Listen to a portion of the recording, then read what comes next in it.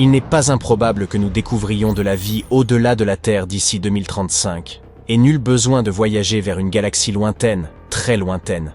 Notre Voie lactée regorge d'environnements propices.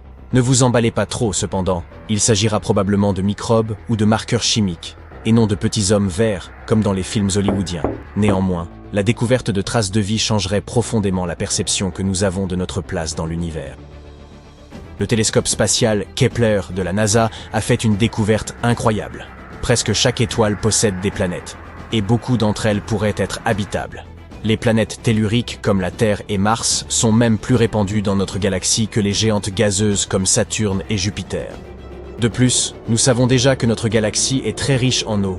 Il y en a dans les nuages interstellaires où se forment les étoiles et les planètes, dans les disques de débris autour d'autres étoiles, dans les comètes, absolument partout.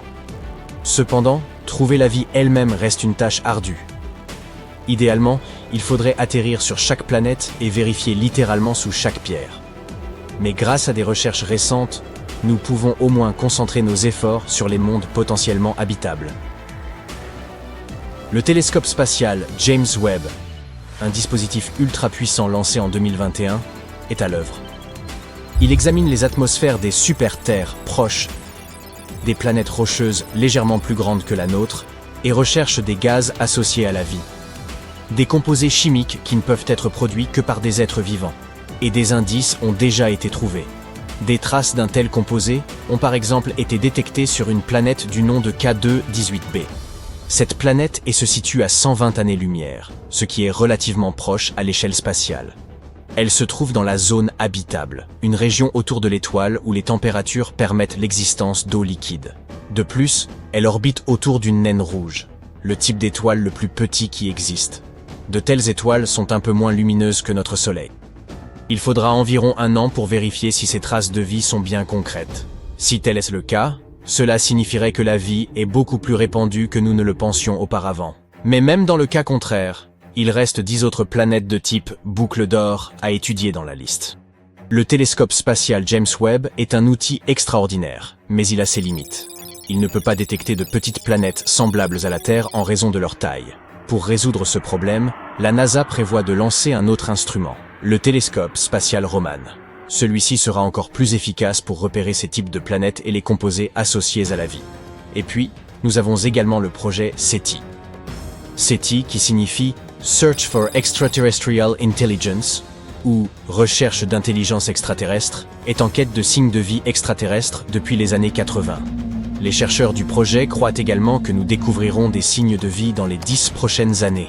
Récemment, ils ont lancé un projet de grande envergure, baptisé COSMIC, et qui utilise un réseau de télescopes radio du Nouveau-Mexique, que vous aurez peut-être déjà vu dans le film Contact. COSMIC permet aux scientifiques d'écouter simultanément des centaines de milliers, voire des millions, de systèmes stellaires. Les télescopes scrutent le ciel et analysent les données en temps réel. Si des signaux intéressants sont détectés, les scientifiques peuvent les examiner immédiatement, au lieu d'attendre des semaines, voire des mois. Ces signaux sont souvent soudains et très brefs, mais COSMIC peut détecter même les plus courts, qui ne durent que quelques nanosecondes. Il peut également contribuer à d'autres recherches, comme l'étude des sursauts radio rapides, mystérieux et inexpliqués, ou encore de la matière noire. C'est l'outil le plus massif et le plus puissant jamais créé pour la recherche de vie extraterrestre. Mais il ne suffit pas seulement d'écouter. Pourquoi ne pas essayer de prendre contact nous-mêmes? La NASA a envoyé des signaux dans l'espace lointain. En 2002, leur Deep Space Network a émis un signal en direction de la sonde Pioneer 10. Sur son trajet, le signal a rencontré un obstacle, une naine blanche située à 27 années-lumière de la Terre. Si une planète orbite autour de cette étoile, le signal pourrait également l'avoir atteinte.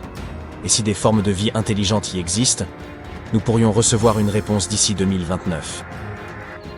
Le DSN continue d'envoyer de puissantes transmissions dans l'espace. Au cours des 3 prochains siècles, ces signaux croiseront 222 étoiles. Peut-être qu'un jour, nous recevrons une réponse provenant d'un endroit lointain. Mais pourquoi n'avons-nous pas encore reçu de réponse?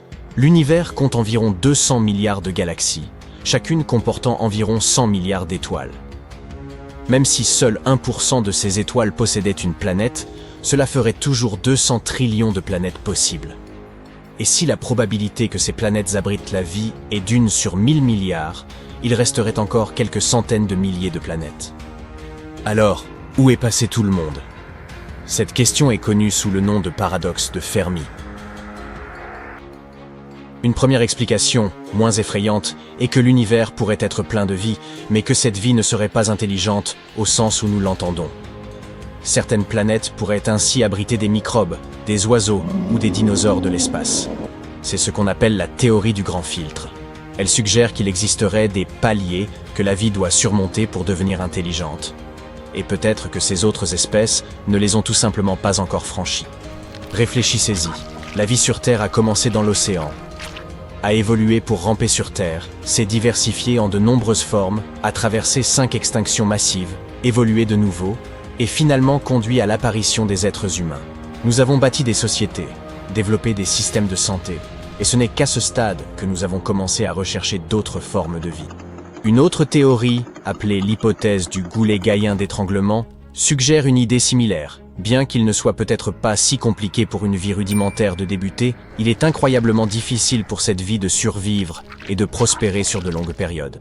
Vénus, par exemple, aurait pu avoir des océans et des conditions similaires à celles de la Terre, mais un effet de serre incontrôlé a causé l'évaporation de toute cette eau, la rendant stérile. Mars avait également de l'eau liquide à sa surface autrefois, et la Lune et Mercure ont possédé des atmosphères denses pendant un court instant. En revanche, la Terre a conservé de l'eau liquide à sa surface pendant presque toute son existence.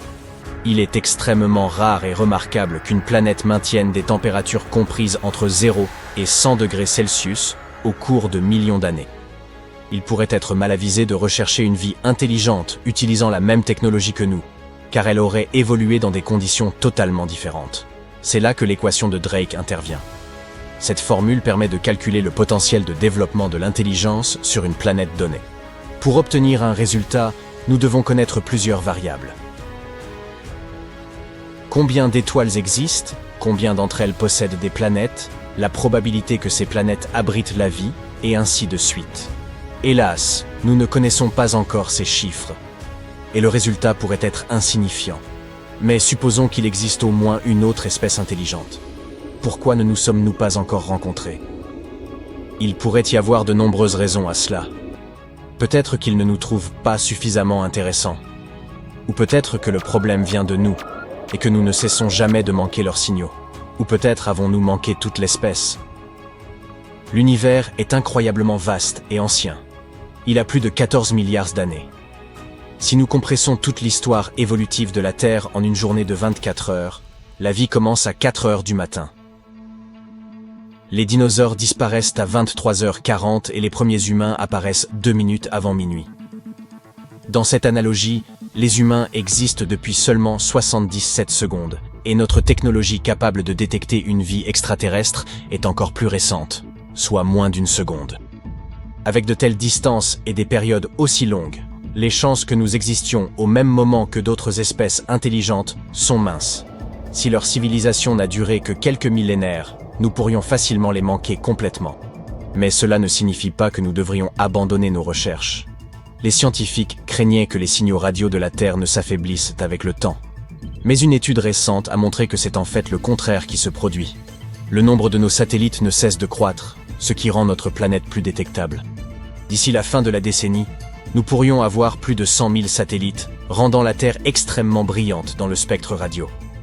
S'il existe une espèce avancée quelque part, elle nous repérera facilement, même à de très grandes distances. Les astronomes sont optimistes à ce sujet, et il y a de grandes chances qu'ils découvrent des créatures extraterrestres, pendant que vous et moi sommes encore de ce monde. Tu allumes la lumière dès que tu entres dans une pièce. Tu ne penses même pas à compter le temps qu'il faut à l'ampoule pour s'allumer. Compter quoi de toute façon? C'est quasi instantané, n'est-ce pas? Eh bien techniquement, tu pourrais cependant si tu étais assez rapide. Mais bonne chance pour déclencher ce chronomètre à temps quand tu dois évaluer quelque chose qui va à plus de 1 milliard de km/h. Cela correspond à 300 000 km par seconde. C'est presque la distance de la Terre à la Lune en un claquement de doigts. Oups, mauvais effet sonore. Peux-tu faire un claquement de doigts? C'est ça, en un claquement de doigts. Et la Lune est certainement beaucoup plus loin que tu ne le penses. Si toutes les planètes de tout le système solaire étaient alignées sur une seule ligne droite, elle tiendrait entre la Terre et son satellite. Et cela inclut la pauvre Pluton qui est encore en dehors de notre système. Ok, la lumière est rapide. Passons à autre chose.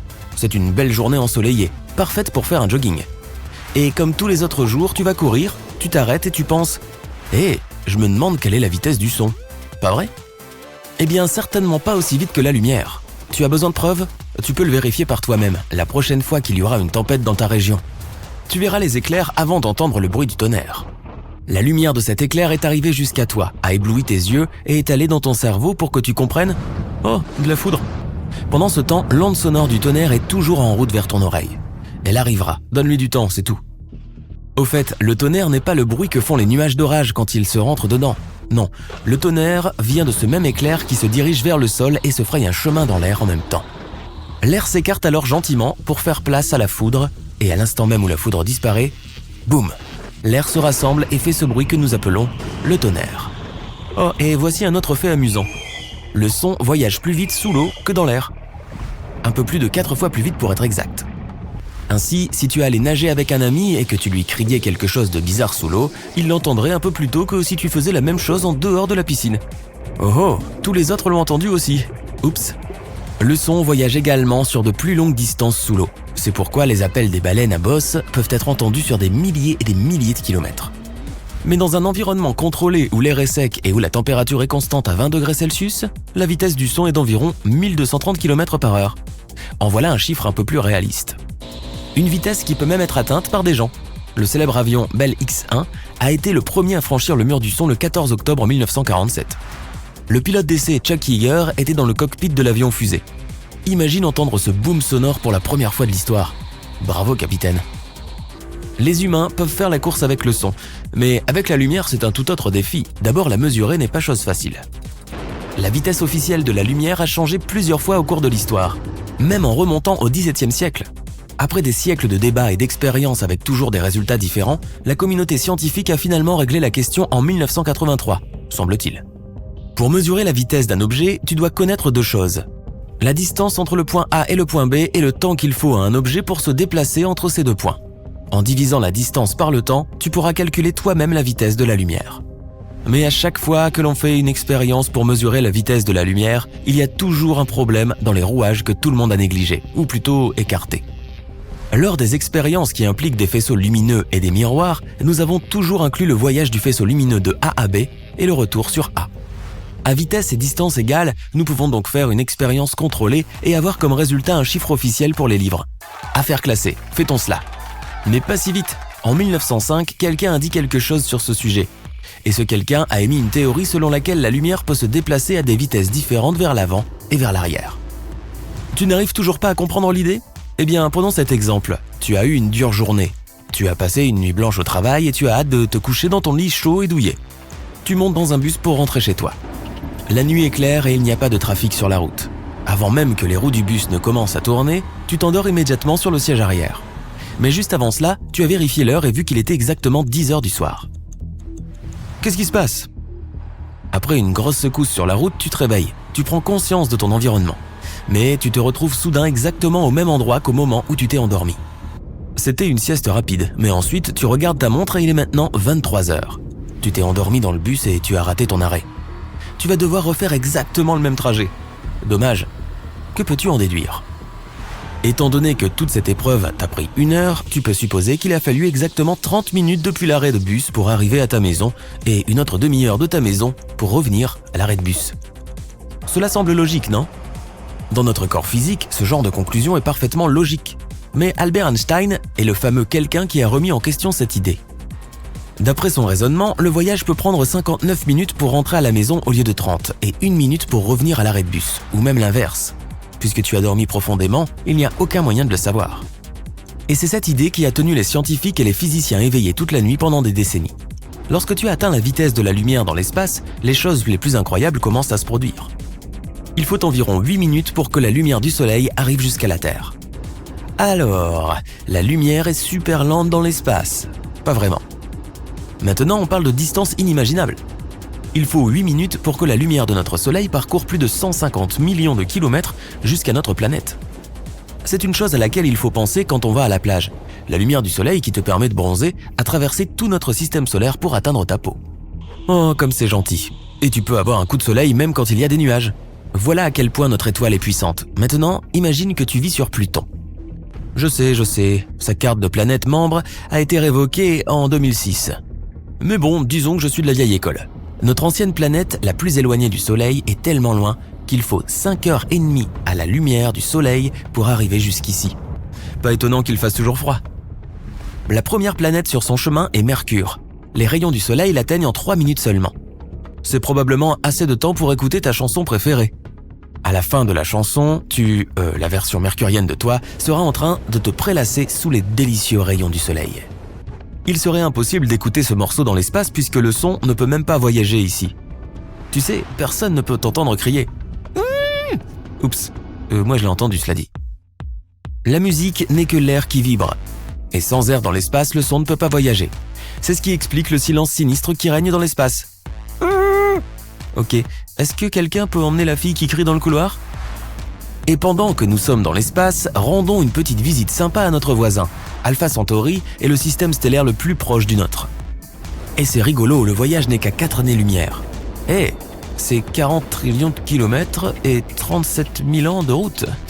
N'oublie pas de te préparer pour un bon petit déjeuner. Pour mettre tout cela en perspective, il faudrait environ 5000 générations dans une super navette et voyager à travers le vaste espace vide pour accomplir ce trajet. Et nous ne pourrons même pas nous approcher de l'étoile. Oh, et ce n'est que l'aller. Ok, je pense que maintenant je préfère rester sur Terre. Ouf, c'est mieux. Maintenant la question qu'on attendait. Comment pouvons-nous mesurer la vitesse de la lumière sans ce petit souci de retour ? Oh, j'ai trouvé. Pourquoi ne pas simplement mesurer la vitesse avec une caméra super high-tech et l'enregistrer image par image jusqu'à ce que nous puissions trouver sa vitesse ? Eh bien, rien n'est aussi facile qu'on le pense dans le monde de la physique, car quand on filme la lumière à travers un objectif, nous ne voyons pas la lumière elle-même, mais plutôt son reflet. Nous venons de revenir à la case départ. Ok, oublie ce plan. Alors, comment pouvons-nous prouver que la lumière va à la même vitesse vers sa destination que son reflet vers le point A ? La vitesse à sens unique a-t-elle une valeur définie qui n'est pas une constante ?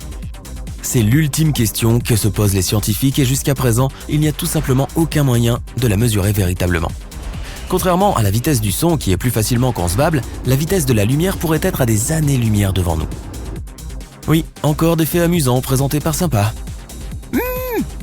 Ok, laisse tomber. La vitesse de la lumière est la chose la plus rapide de notre univers. Elle traverse l'espace, passant devant Mercure et Vénus avant de nous atteindre. Il se trouve qu'elle est en train de ralentir, mais pas de panique. Le Soleil s'affaiblit, mais nous n'en verrons pas les effets avant 1 milliard d'années. Dans le vide de l'espace, la vitesse de la lumière est d'environ 300 000 km par seconde. Si elle était beaucoup plus lente que cela, les humains percevraient tout de suite des changements. Il y aurait des effets impressionnants, comme des couleurs qui changent et la luminosité des objets qui s'estompent. Nous remarquerions aussi des différences dans la taille et la forme des objets de tous les jours. Des scientifiques ont créé une simulation pour voir ce qui se passerait si la vitesse de la lumière était plus lente. Dans le vide, la vitesse de la lumière ne peut pas changer. Mais si la lumière passe à travers différents matériaux et objets, cela modifie la façon dont nous percevons les choses. La lumière agit comme une onde et une particule, ce qui signifie qu'elle possède une longueur d'onde. La couleur et la fréquence sont déterminées par la distance de crête à crête de l'onde. Elle se comporte comme le son avec l'effet Doppler. Imagine que tu te tiens au milieu d'une autoroute très fréquentée et qu'un camion klaxonne en roulant à toute vitesse. Tu peux entendre le son du klaxon qui ressemble à un souffle, car l'objet en mouvement produit le son alors que tu es immobile. La fréquence et la hauteur semblent changer. Mais c'est juste le son qui atteint ton oreille plus rapidement que si toi et le camion étiez tous les deux immobiles. La lumière se comporte de manière similaire. Les longueurs d'onde changent si la vitesse change. En te rapprochant d'une source de lumière et en raccourcissant la longueur d'onde, tu obtiendras une couleur plus bleu-violacée. En t'éloignant de la source de lumière, tu obtiendras quelque chose de plus rougeâtre.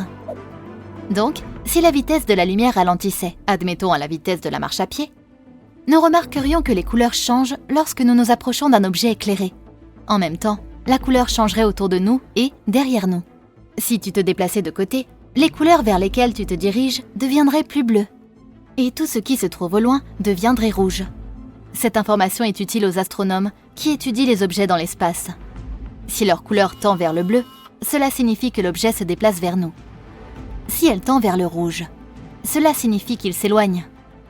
En réalité, quasiment tout dans l'univers tend vers le rouge, ce qui prouve que l'univers est en expansion et que tout s'éloigne de nous. Plus la lumière est lente, plus elle devient lumineuse. C'est parce que les photons deviennent plus présents dans notre champ de vision. À cette vitesse, nous pouvons voir une lumière invisible et d'une intensité accrue. Tu ne remarqueras pas beaucoup cet effet si tu es immobile. Mais à cause de l'effet Doppler, si tu te déplaces vers un objet, tu verras différentes couleurs et différentes intensités lumineuses. Un autre phénomène dont nous ferions l'expérience est la dilatation du temps. C'est lorsque tu te déplaces à une vitesse similaire à celle de la lumière et que le temps est réduit par rapport à quelqu'un qui ne se déplace pas. L'espace et le temps sont relatifs. Donc, si tu es assis à ton bureau en train de t'ennuyer, tous tes mouvements se feront dans le temps et non dans l'espace. Tu es immobile, mais tu avances quand même techniquement dans le temps, en vieillissant lentement. Plus tu te déplaces rapidement dans l'espace, plus ton déplacement dans le temps sera lent.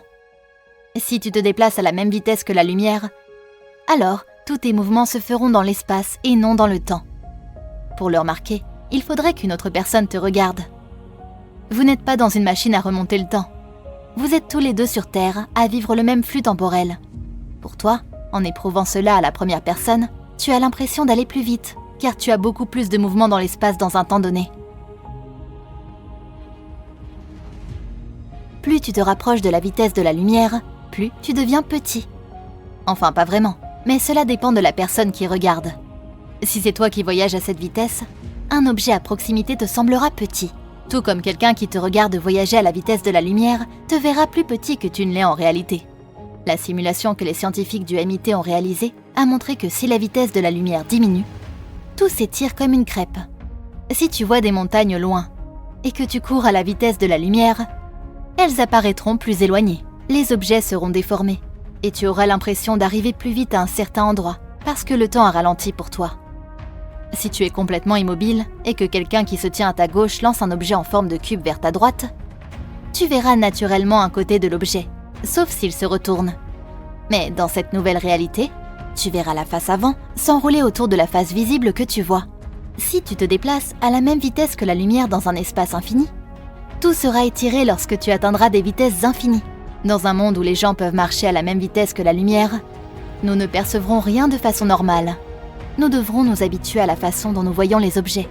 Chaque mouvement que nous ferons entraînera des changements radicaux de couleur. Même tourner la tête pour regarder quelque chose te semblera bizarre. Disons que tu es dans un supermarché en train d'acheter des produits et que tu marches d'une allée à l'autre. Le lait au bout de la rangée aura l'air d'être très proche de toi, mais lorsque tu t'en approcheras, tu auras l'impression qu'il s'éloigne de toi. D'ailleurs, il prendra aussi une teinte rouge. Dès que tu t'en approcheras, il passera au bleu. Si quelqu'un passe avec un caddie, tu le verras comme une sorte de modèle 3D d'un caddie. La couleur changera à mesure qu'il s'éloigne de toi. Il semblera très loin, mais il sera juste devant toi. En fait, nous ne connaissons pas vraiment la vitesse réelle de la lumière. Les physiciens l'ont estimée approximativement à 299 725 km/s. Mais cette constante leur sert juste à calculer d'autres éléments scientifiques pour que nous puissions mieux la comprendre. Le problème est que nous ne pouvons mesurer la lumière qu'avec des faisceaux lumineux et des miroirs. Mais ce n'est pas comme si tout ce qu'il y avait à faire était de diriger un faisceau lumineux vers un miroir et de mesurer sa trajectoire originale et sa trajectoire réfléchie. La théorie de la relativité d'Einstein stipule que le trajet original de la lumière se déplaçant de la source au miroir peut ne pas avoir la même vitesse que la lumière réfléchie du miroir vers la source.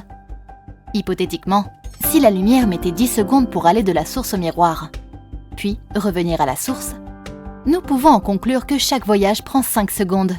Mais selon la théorie d'Einstein, la lumière pourrait mettre 9 secondes à voyager de la source au miroir, et seulement 1 seconde du miroir à la source, ou vice-versa, ou cela pourrait être des chiffres complètement différents.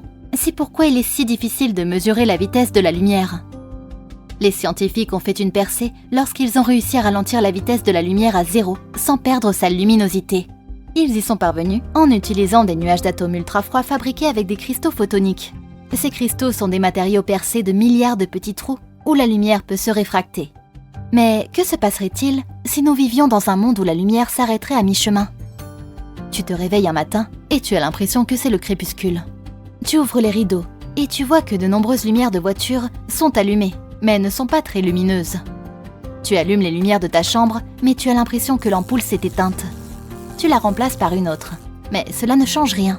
Tu allumes les lumières partout dans ta maison, mais tout ne donne qu'une faible luminosité. Tu es confus et tu essaies de vérifier s'il y a un problème d'électricité dans ta maison. Mais elle semble bien fonctionner. Tu vérifies auprès de tes voisins. Et ils ont aussi les mêmes problèmes. Même les experts en la matière n'arrivent pas à comprendre ce qui se passe. Les heures passent et c'est toujours la même chose. Toute la lumière du monde semble s'être figée à mi-chemin. La luminosité de ton téléphone est faible, même si tu l'as poussée au maximum. Tout s'assombrit.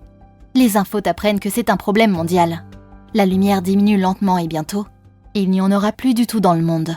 Tu décides d'attendre pendant que le monde plonge dans la panique.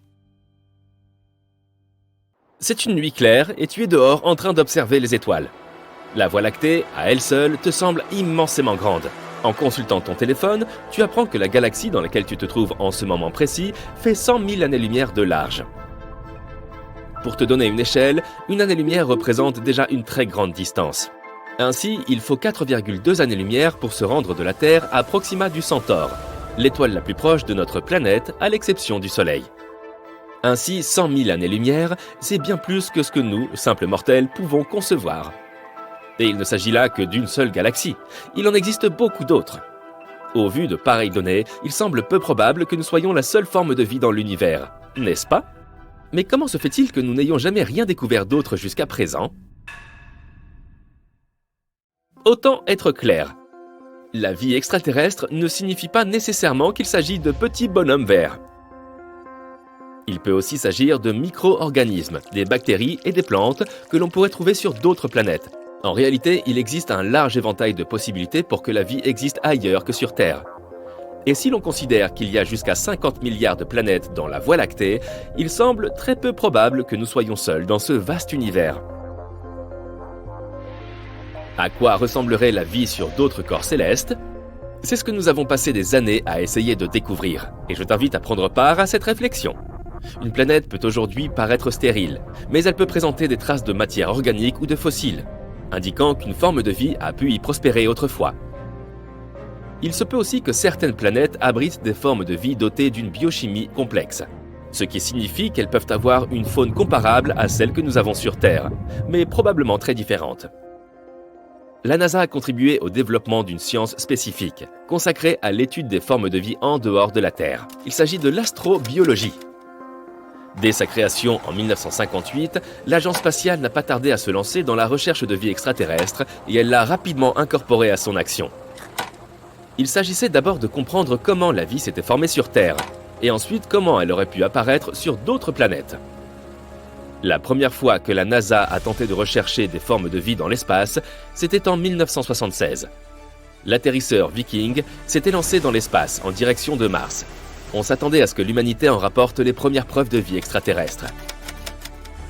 Mais hélas, l'atterrisseur est revenu bredouille, avec des images d'une planète aride et désolée, et les savants de l'époque ont été extrêmement déçus. Les conclusions scientifiques sur la possibilité de détecter de la vie là-bas ont laissé tout le monde perplexe. Mais pour trouver, il faut d'abord savoir ce que l'on cherche, n'est-ce pas? L'échec de la mission Viking a permis d'alimenter les débats entre les chercheurs de la NASA sur la définition même de la vie. Il a également permis d'attirer leur attention sur un petit détail très important. Les engins spatiaux quittant la Terre emmènent généralement avec eux des micro-organismes et des bactéries terrestres, de façon fortuite, qui s'attachent naturellement aux véhicules. Il s'est avéré que ces bactéries pouvaient contaminer les échantillons des scientifiques, d'où la nécessité d'en tenir compte. Tout cela a fait passer les expéditions martiennes au second plan dans les projets à court terme de la NASA. Une nouvelle question prioritaire est apparue. Quels étaient les types et les stades de développement de la vie que les programmes spatiaux pouvaient espérer identifier? Les scientifiques avaient déjà peut-être rencontré la vie sur d'autres planètes, mais ils n'avaient pas été en mesure de l'identifier comme telle. C'est pourquoi la NASA a commencé à se pencher sur notre propre planète. Tout a été étudié, des formes de vie anciennes qui vivaient il y a des milliards d'années aux créatures vivantes qui arpentent aujourd'hui la Terre. On a compris que la recherche devait être effectuée aussi bien à l'intérieur qu'à l'extérieur. Examinons le développement de la vie sur Terre depuis sa création. Et imaginons que ce développement puisse être représenté comme une échelle ou un escalier, et que chaque étape de ce développement ne soit qu'une volée de marche d'un escalier plus grand.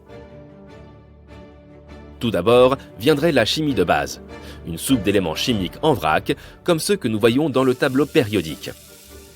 Mais ces éléments doivent s'assembler en structures plus complexes pour pouvoir se reproduire, changer et évoluer. C'est ce qui se produit lors de la seconde étape, au cours de laquelle nous commençons à observer la formation d'organismes microscopiques. Au cours de la troisième étape, ces cellules se combinent pour devenir des organismes multicellulaires, ce qui permet une plus grande complexité et une plus grande variété. À l'étape supérieure, les espèces peuvent développer de plus gros cerveaux, ce qui permet à terme l'utilisation d'outils, le partage des connaissances et la culture. C'est là que se situe l'humanité. En regardant cette échelle, on peut se demander ce qu'il faudrait pour qu'un organisme multicellulaire évolue vers un être humain pleinement formé. C'est ce qu'on appelle le grand filtre. Il s'agit d'un énorme saut évolutif nécessitant beaucoup d'efforts, ainsi que des conditions environnementales parfaites pour se produire. Étant donné que nous n'avons jamais entendu parler d'autres civilisations extraterrestres, il se pourrait que nous soyons les seuls à avoir été capables d'accomplir ce saut. Après tout, quelle est la probabilité de trouver une vie semblable à la nôtre en dehors de la Terre ? Cela dépend du nombre de planètes qui se trouvent dans la zone boucle d'or de leur étoile. Autrement dit, la zone autour d'une étoile où l'eau peut se trouver à l'état liquide. Comme les étoiles existent dans toutes les tailles et toutes les configurations, cette zone est différente pour chaque système stellaire. Mais ce n'est pas le seul critère que nous connaissions pour déterminer la présence possible de la vie. Nous recherchons généralement 3 éléments pour la détecter: de l'eau liquide, du méthane et de l'oxygène. L'eau permet aux composants chimiques de se mélanger et de se connecter, formant ainsi des êtres multicellulaires. Le méthane est produit par le processus de décomposition des bactéries et l'oxygène est le sous-produit de la respiration des plantes. Ce sont là quelques-uns des signes révélateurs que le télescope James Webb a été programmé pour rechercher. Ce télescope a plusieurs objectifs ambitieux, qui pourraient bien révolutionner les sciences spatiales. Ses principales priorités sont de détecter des formes de vie potentielles, en étudiant les petites galaxies en orbite autour de la Voie lactée. Il recherchera également les étoiles les plus anciennes de l'univers, afin de recueillir des données sur l'origine de l'univers lui-même. Ce n'est pas une mince affaire. La NASA a mis 2 variables sur ce nouveau télescope. Un examen approfondi des exoplanètes, c'est-à-dire des planètes situées en dehors de notre système solaire. Et la recherche d'extrémophiles, un type de vie qui survit aux environnements les plus extrêmes. Les extrémophiles ont été découverts pour la première fois sur la planète Terre dans les années 1960, au fond de la mer qui borde les îles Galapagos. Les chercheurs ont trouvé des micro-organismes vivant à proximité des cheminées hydrothermales qui jalonnent les fonds marins de cette partie du monde. Il faut beaucoup de résistance pour prospérer dans des endroits comme ceux-ci, où les températures sont extrêmes et dépassent parfois les 370 degrés. Tu imagines une telle chaleur ? Cette découverte a marqué un tournant dans le domaine de l'astrobiologie, car les scientifiques ont compris que la vie pouvait se développer dans des conditions extrêmement difficiles, similaires à l'atmosphère présente sur plusieurs exoplanètes. Mais la vie pourrait bien apparaître dans notre propre voisinage si nous sommes assez chanceux. Guidée par le mantra de « chercher l'eau », la NASA lance 2 missions importantes à l'intérieur de notre système solaire, qui pourraient largement contribuer à la recherche de vie extraterrestre. Tu te souviens de Jupiter, n'est-ce pas ? C'est la géante gazeuse qui possède la Lune nommée Europe. Il y a quelques années, les scientifiques ont découvert qu'Europe possédait un océan caché sous plusieurs kilomètres de croûte de glace. Et ce n'est pas tout. D'après les recherches, l'eau d'Europe serait salée, tout comme celle de notre planète. Europe est une candidate de taille pour y découvrir la vie. Mais la mission Europa Clipper n'a pas pour but d'essayer de l'identifier. Elle se mettra plutôt en orbite autour de cette lune et recueillera autant d'informations que possible sur ses conditions atmosphériques. L'autre mission à destination d'un satellite est Dragonfly, un octocoptère conçu pour explorer Titan, la lune de Saturne. Son lancement est programmé pour 2027 et la sonde n'arrivera dans l'orbite de Titan que vers 2034. Elle prélèvera des échantillons et examinera une série de sites prometteurs autour de la lune glacée de Saturne. Et qui sait, peut-être trouvera-t-elle de nouvelles informations sur la vie d'E.T. On verra bien, mais je dirais que nous n'avons jamais été aussi proches d'une grande découverte que nous le sommes maintenant.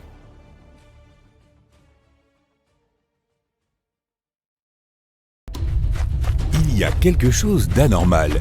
On dirait que la Terre tremble. Ce n'est clairement pas un séisme, et ça ne fait qu'empirer. Les nuages semblent se déplacer plus vite que d'habitude et les animaux deviennent fous. Le présentateur du journal télévisé apparaît avec un air alarmé et dit « Bonjour, nous sommes désolés d'interrompre votre programme. Les scientifiques viennent de découvrir que la rotation de la Terre fluctuait à un rythme inhabituel. Un groupe de spécialistes pense que la Terre accélère sa rotation à chaque seconde. Et ils ne savent pas pourquoi. Même si la Terre augmentait sa vitesse de 1,6 km/h, la journée ne raccourcirait que d'1 minute et demie environ. On ne le sentirait pas vraiment et on pourrait continuer comme si de rien n'était. Mais à mesure que la Terre tourne plus vite, nos corps qui sont adaptés à un rythme de 24 heures auront du mal à s'y faire. Si tu vis près de l'équateur, cela signifie que la rotation de la Terre est plus rapide qu'au pôle Nord et Sud. La zone située près de l'équateur a besoin de plus de temps pour effectuer sa rotation complète. Il pleuvra aussi plus que d'habitude. La rotation de la Terre maintient la météo en équilibre, de sorte que rien d'anormal ne se produit. Mais comme la Terre bouge plus vite, le climat s'emballe. Nous commencerons à voir plus de tempêtes et nous passerons plus de temps au chaud à l'intérieur à siroter un chocolat chaud. Même si cela semble bizarre, tout le monde peut continuer à mener sa petite vie. Mais si la Terre prenait un peu plus de vitesse et tournait à 45 mètres par seconde, la journée serait réduite à seulement 22 heures. Cela donnerait un peu l'impression d'être en décalage horaire en permanence. Toutes les entreprises travaillent avec un horaire de 24 heures par jour, de sorte qu'enlever ne serait-ce que 2 heures peut avoir des effets catastrophiques sur l'économie mondiale. L'ensemble du calendrier devra changer et s'adapter au nouveau rythme. Les designs des horloges changeront et elles ne comporteront plus que 10 segments. Et à chaque semaine, les journées raccourciront, de sorte qu'il n'y aura plus de moyens appropriés de connaître l'heure, sauf par les couchers et les levées de soleil. Le temps continuera à se dérégler, avec l'impression que la pluie ne s'arrête jamais. Les animaux qui dépendent des schémas météorologiques ne sauront plus comment se comporter, et des migrations de masse se produiront pour presque toutes les espèces. Des volées d'oiseaux voleront partout et atteindront des endroits où ils ne vont normalement pas, ce qui affectera toute la chaîne alimentaire et les écosystèmes. Les forêts, les jungles et les autres endroits peuplés par des animaux sont maintenus en équilibre lorsqu'ils ne sont pas affectés par les humains. S'il pleut constamment dans certaines zones, les inondations obligeront les animaux à se déplacer vers d'autres territoires et à rivaliser avec les prédateurs de la région. Si la Terre prenait de la vitesse chaque jour, alors en te tenant sur une balance dans l'Arctique, tu verrais que tu pèses 81 kg. Mais sur l'équateur, tu pourrais peser seulement 80 kg. C'est à cause de la force supplémentaire qui s'oppose à la gravité dans cette zone. Avec la Terre tournant plus vite, toutes les compagnies aériennes du monde entier se sont arrêtées, car les systèmes radars se sont détraqués et la météo est trop dangereuse pour voler. Tout le monde doit se déplacer en voiture. Les satellites sont positionnés de telle manière qu'il est crucial qu'ils restent là où ils sont afin de faire rebondir les signaux vers nous. À cause de ce qui se passe, les signaux Wi-Fi et TV ne peuvent plus passer. Les communications dans le monde entier vont finir par être courtes et lentes. Et finalement, nous aurons une panne totale de communication. Les navires cesseront de fonctionner et le commerce mondial s'effondrera, ajoutant des dommages supplémentaires à l'économie mondiale déjà défaillante. Les vents seront plus forts et plus rapides que d'habitude, ce qui signifie que les températures changeront. Les tempêtes et les ouragans seront plus forts que jamais et auront plus d'énergie destructrice. Et à 160 km/h, les régions équatoriennes seront englouties sous l'eau. Le bassin de l'Amazone et les petites îles seront désormais complètement submergés sous environ 15 mètres d'eau. La plupart des plantes seront en danger, surtout près de l'équateur. Avec les forêts menacées par les inondations, davantage d'écosystèmes seront en danger. Les arbres et les plantes ne survivront pas à tant d'inondations. Si la Terre tournait si vite que les journées étaient réduites à 15 heures par jour, nous aurions probablement l'impression d'être toujours dans un avion à réaction traversant des turbulences. Il serait impossible de dormir si la Terre continuait à prendre de la vitesse à chaque seconde de la journée. Les jours dureraient environ 7 heures, de même que les nuits. Le monde entier serait inondé, à l'exception des points les plus élevés des plus hautes chaînes de montagnes. Si cela se produit, les humains finiront très probablement par s'accrocher aux dernières parcelles de terre dégagées. La plupart de la vie animale disparaîtra. Et à mesure que la Terre tourne de plus en plus vite, la croûte terrestre perdra de sa dureté, ce qui engendrera des tremblements de terre plus fréquents et plus forts. Des volcans entreront en éruption un peu partout, même s'ils seront immergés par les eaux. cela va continuer comme ça pendant un bon moment. De nombreuses catastrophes naturelles majeures comme les séismes, les tsunamis, les volcans et même la fonte des calottes glaciaires ont accéléré la vitesse de la Terre de quelques millisecondes. Alors que la vitesse de la Terre continue d'augmenter, ces catastrophes naturelles vont faire que la planète tourne encore plus vite. Même si ce n'est que de quelques millisecondes, c'est suffisant pour avoir des conséquences majeures. La Terre tourne maintenant à 1600 km/h. Et alors que tu es assis avec le reste des survivants, tu te sens en légère lévitation. Tu vois des petits cailloux et des rochers qui flottent à quelques centimètres du sol. Les nuages au-dessus de toi passent comme des étoiles filantes. L'air est épais et humide car l'eau monte vers le haut, formant de gros nuages prêts à déverser leur eau. Mais comme la gravité est plus faible, une partie de la pluie est en suspension dans l'air. De nombreux petits objets flottent autour de toi comme si tu étais dans l'espace. Les jours et les nuits ne durent pas plus de quelques heures.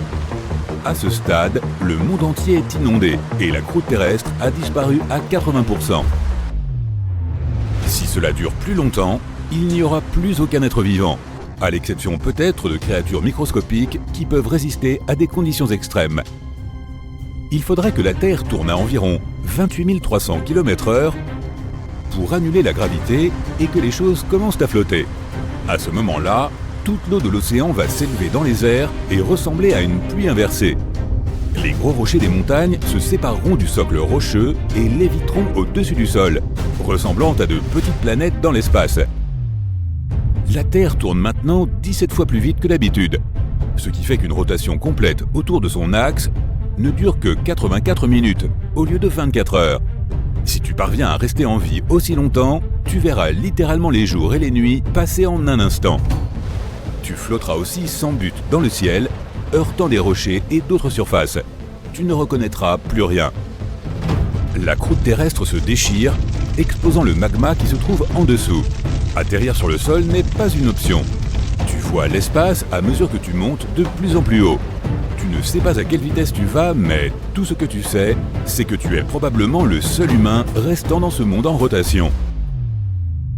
La Terre finira par tourner si vite que le reste des couches commencera à se détacher, exposant l'intérieur de la Terre. Elle commencera à s'aplatir autour de son noyau jusqu'à ce qu'elle devienne semblable à une crêpe. Rien ne pourra survivre à ce stade. Une telle quantité de chaleur sera produite par le noyau que la planète chauffera comme dans un micro-ondes. Toute l'eau disparaîtra et la Terre ressemblera à un point rouge dans le système solaire. Et lorsqu'elle commencera à s'approcher de la vitesse de la lumière, le temps se figera. Les rochers et les éléments flottants ne bougeront plus et finiront par être déformés. Et avec suffisamment d'efforts, la Terre finira par se transformer en un trou noir. Bien sûr, rien de tel ne se produira jamais. Selon les scientifiques, la Terre va très probablement ralentir sa rotation. Depuis que la Lune est entrée en scène, la Terre ralentit d'environ 6 km/h tous les 10 millions d'années environ. C'est à cause de l'attraction gravitationnelle de la Lune sur notre planète bleue. Et il est fort probable que cela continue ainsi. Alors ne sois pas si pressé. Salut, chers terriens. Si vous pensez que vous êtes ce spécial parce que vous vivez sur la seule planète habitable de l'univers, détrompez-vous. Qu'est-ce qui fait qu'une planète est propice à la vie? Tout un ensemble de facteurs, comme la planète elle-même, ses voisines et l'étoile autour de laquelle elle gravite. Une planète habitable est une planète qui peut accueillir la vie, notamment grâce à l'accès à l'eau, aux sources d'énergie et aux nutriments. La Terre, par exemple, se trouve dans la zone habitable. Elle peut donc avoir de l'eau liquide à sa surface. Mais le fait de se trouver dans cette zone ne signifie pas automatiquement qu'une planète est vraiment habitable. Des niveaux de radiation excessifs, par exemple, peuvent rendre une planète inhabitable, même si elle a la bonne température. En résumé, nous avons besoin d'eau, d'une bonne orbite et d'un ensemble de nutriments d'origine chimique que l'on peut trouver dans le tableau périodique des éléments de Mendeleïev ou dans vos friandises préférées. Regardez cette exoplanète, K2-18b.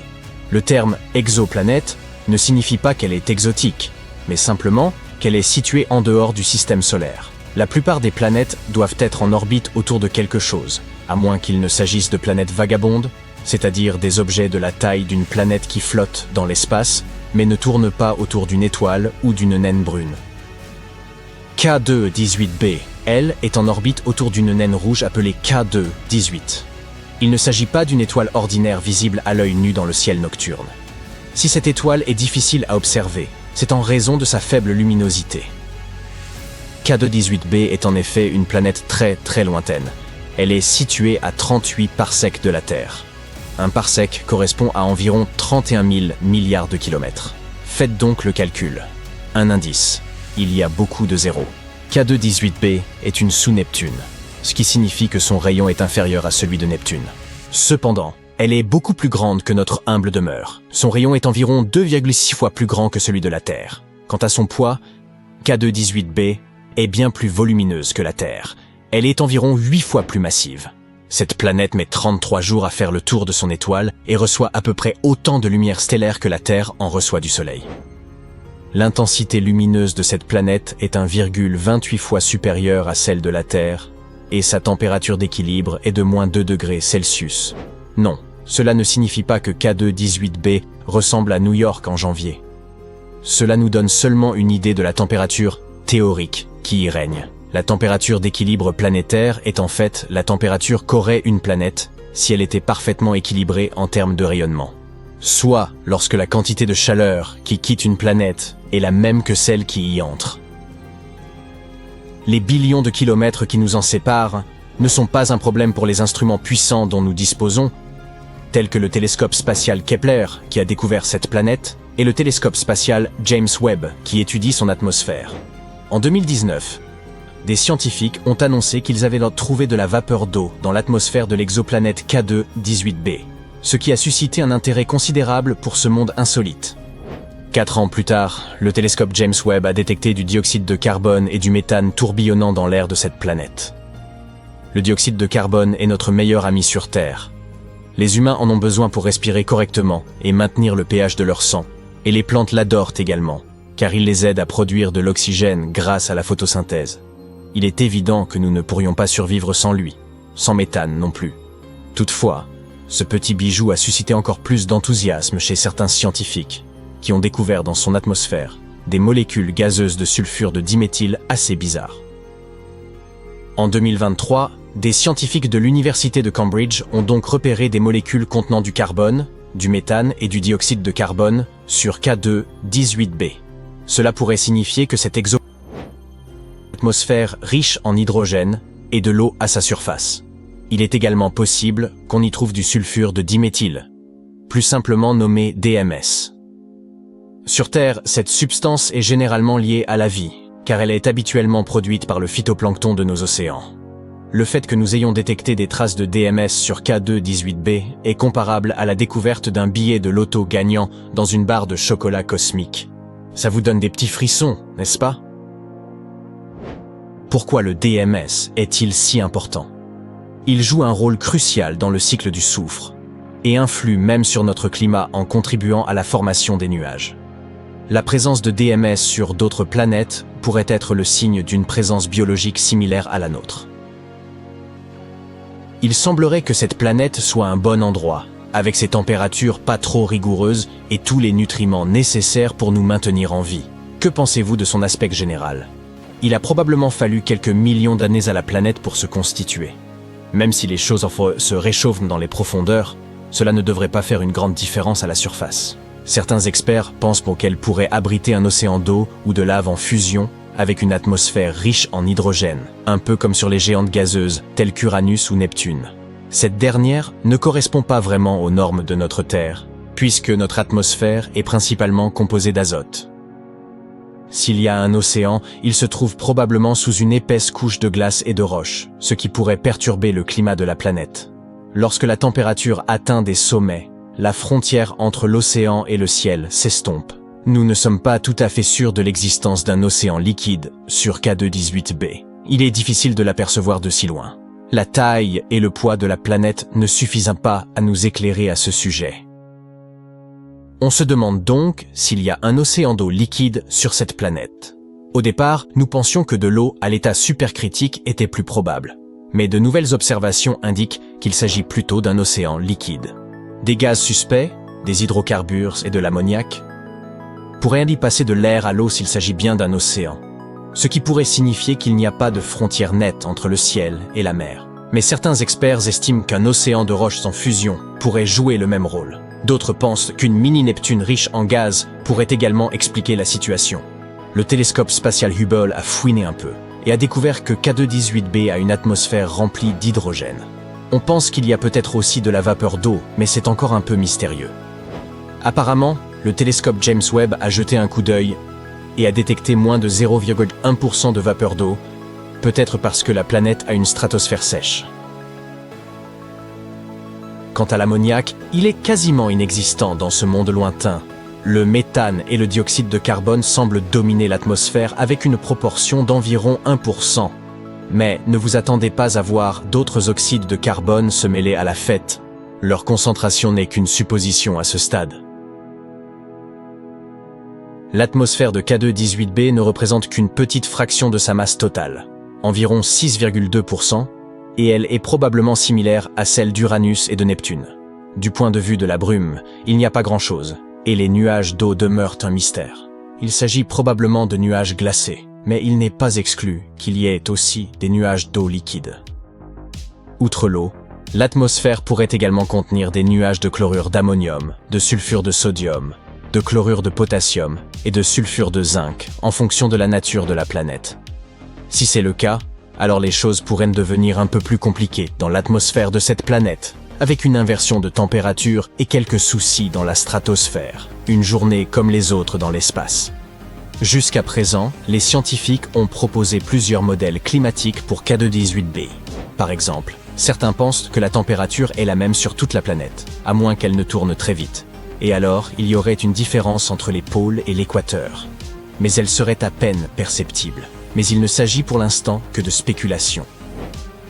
La quantité de rayonnement que K2-18b reçoit de son étoile est similaire à celle de la Terre. La température de la planète pourrait donc être très froide ou relativement chaude. C'est l'atmosphère et les nuages qui déterminent si la planète peut abriter la vie. Les scientifiques pensent que des micro-organismes terrestres pourraient y survivre, même avec tout cet hydrogène. Mais il est difficile de dire s'il y a de la vie sur K2-18b, parce que les gaz que nous recherchons habituellement pourraient ne pas être présents dans son atmosphère. Les scientifiques pensent que le télescope spatial James Webb pourrait être en mesure de détecter différents marqueurs de vie sur cette planète, si on lui en laisse le temps. De toutes les créatures de notre planète, celle-ci pourrait bien être la seule capable de survivre aux conditions extrêmes de Mars. Le tardigrade. Ces petits êtres sont également appelés oursons d'eau ou cochons de mousse en raison de leur apparence singulière. On les trouve littéralement partout sur Terre, des dunes côtières aux montagnes, des luxuriantes forêts tropicales amazoniennes aux paysages arides de l'Antarctique. Bien que certains tardigrades vivant sur Terre, ces créatures nécessitent une fine pellicule d'eau autour de leur corps pour assurer les échanges gazeux et maintenir leur hydratation. C'est pourquoi ils préfèrent les sols humides, les mousses ou les feuillages couverts d'eau. En tant qu'animaux aquatiques, ils privilégient généralement des milieux d'eau douce comme les lacs, rivières et étangs. Vous n'avez probablement jamais rencontré ces incroyables animaux auparavant, car ils ne mesurent qu'à peine un demi-millimètre de long, ils sont à peine visibles à l'œil nu. Mais étant pratiquement immortels, ils ont également développé des techniques de survie exceptionnelles. Si nous les embarquions dans un petit vaisseau spatial pour les envoyer sur Mars, ils seraient d'abord quelque peu contrariés par la température.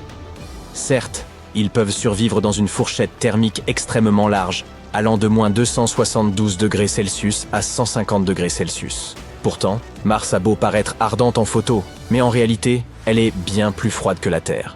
En effet, les températures y sont extrêmement basses, car Mars est plus éloigné du Soleil et possède une fine atmosphère, ce qui fait qu'elles peuvent descendre jusqu'à moins 129 et grimper jusqu'à 21 degrés Celsius. À titre de comparaison, sur Terre, la température la plus basse a été enregistrée en Antarctique avec moins 89 degrés Celsius, tandis que la plus élevée a été relevée en Californie, dans le comté d'Inyo, à 56 degrés. Les tardigrades sont aussi très résistants aux pressions élevées. Ils peuvent supporter une pression 6 fois supérieure à celle trouvée au fond de l'océan. En effet, pour chaque 10 mètres parcourus sous la surface, la pression double. Ainsi, à une profondeur de 3800 mètres, la pression est 383 fois plus forte qu'à la surface. Dans les zones les plus profondes de l'océan, elle peut même atteindre 1100 fois celle de la surface.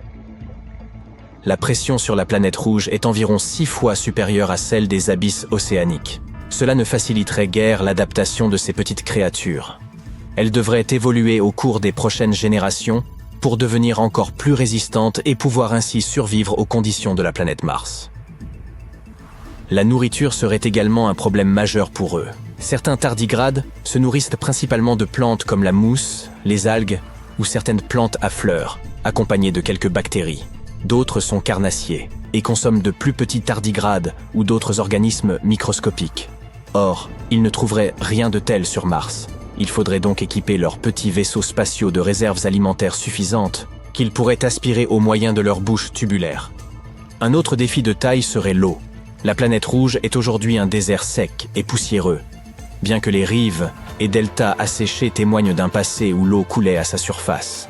On a longtemps cherché à comprendre où cette eau a bien pu disparaître, mais il est probable qu'une grande partie de cette eau ancienne se soit retrouvée piégée dans les minéraux de la croûte martienne. Des études antérieures suggéraient que la majeure partie de cette eau s'était échappée dans l'espace lorsque le rayonnement solaire avait désintégré l'atmosphère de Mars. Toutefois, des recherches plus récentes ont montré que seule une petite quantité d'eau s'était échappée, tandis que l'essentiel était encore présent, dissimulé et attendant d'être découvert. Il y a quelques années, des chercheurs ont découvert des traces de minéraux hydratés sur les pentes de Mars, où ils ont observé d'étranges traînées sombres qui semblaient s'écouler en contrebas. Ce phénomène se produit principalement pendant les saisons chaudes et disparaît lorsque les températures chutent. Ces écoulements saisonniers sur Mars, également appelés écoulements sombres équatoriaux ou RSL, pourraient être la preuve de la présence d'eau liquide sur Mars. Les scientifiques ont trouvé certains minéraux qui renforcent cette hypothèse. Ils peuvent abaisser le point de congélation de l'eau, un peu comme le sel sur les routes glacées. C'est pourquoi ils pensent qu'un flux souterrain peu profond d'eau saumâtre pourrait être responsable de ces traînées. Les tardigrades, vraisemblablement dotés d'instincts exceptionnels, pourraient détecter la présence d'eau sur Mars bien avant nous. Et même s'ils n'y parvenaient pas immédiatement, ils disposeraient de stratégies pour survivre pendant un moment. Par exemple, lorsqu'ils perdent 99% de leur contenu en eau, ils peuvent mettre en pause la plupart de leurs fonctions vitales et demeurer dans cet état pendant plusieurs années. Ces créatures peuvent absorber des impacts extrêmement puissants qui écraseraient d'autres animaux, y compris les humains. Ils résistent également à des niveaux de radiation si élevés qu'ils seraient fatals à quiconque. Si un jour nous envoyons des tardigrades sur Mars, ce ne sera pas leur première aventure spatiale. En 2019, une sonde baptisée Bereshit a été envoyée sur la Lune, emportant des milliers de tardigrades, la première bibliothèque lunaire, des échantillons d'ADN humain et une archive de la taille d'un DVD contenant 30 millions de pages d'informations. L'objectif était de créer une archive de toutes les connaissances accumulées par l'humanité. Mais quelques secondes avant l'alunissage, le centre de contrôle de la mission a perdu le contact avec son vaisseau, qui s'est écrasé sur la surface lunaire. L'équipe s'est interrogée sur le sort de sa cargaison. Après de nombreux débats et analyses, on a supposé que la bibliothèque avait subsisté. Et plus incroyable encore, que les tardigrades avaient peut-être également survécu. Dans cet état de déshydratation, une sorte de dormance, les tardigrades se recroquevillent en petites boules. Ils réduisent leur métabolisme et expulsent la majeure partie de l'eau de leur corps, attendant un environnement plus favorable pour redevenir actifs. Ces créatures peuvent rester ainsi pendant des décennies et survivre à des conditions extrêmement rudes. Et ce n'était pas la première aventure spatiale des tardigrades. En 2007, une équipe de scientifiques avait envoyé un groupe de ces petits oursons d'eau en orbite autour de la Terre, à l'extérieur de la fusée Photon M3, pendant une dizaine de jours. Ils ont montré une remarquable résilience, étant donné que 68% d'entre eux ont survécu au retour sur Terre. Les scientifiques ne misent pas uniquement sur les tardigrades. Ils testent également d'autres formes de vie susceptibles de survivre sur Mars. Une expérience nommée Biomex a été conduite sur la Station spatiale internationale. De minuscules organismes, tels que des algues, des bactéries et autres créatures similaires, ont été exposés continuellement à des conditions spatiales extrêmes pendant 18 mois. Cela incluait d'énormes variations de température, des radiations intenses et le vide spatial. De manière étonnante, de nombreuses petites formes de vie ont survécu à ces conditions et sont revenues sur Terre comme de véritables héros de l'espace. Elles pourraient donc probablement faire face aux défis de la vie martienne. Les scientifiques ont également étudié les archées d'anciens micro-organismes présents dans l'eau de mer Salée depuis plus de 3,5 milliards d'années. Certains de leurs cousins arctiques ont survécu à des conditions similaires à celles de l'espace. Mais la vie sur Mars n'a peut-être rien de nouveau en soi. Il y a des milliards d'années, la planète rouge ressemblait probablement à la Terre, avec la présence d'eau, un ingrédient essentiel à la vie. Les scientifiques pensent que de petits organismes appelés méthanogènes auraient pu prospérer là-bas. Ces organismes se cachaient au-dessous de la surface pour se protéger des radiations sévères. Ils respiraient de l'hydrogène et du dioxyde de carbone, expirant du méthane. En consommant l'hydrogène, un puissant gaz à effet de serre à l'époque, ils auraient pu excessivement refroidir la planète. Il est donc possible que ces microbes anciens soient encore prisonniers de la glace, profondément enfouis sous la surface. Ils pourraient être plongés dans un profond sommeil, attendant des conditions plus favorables pour se réveiller, ou peut-être de nouveaux amis venus de la Terre.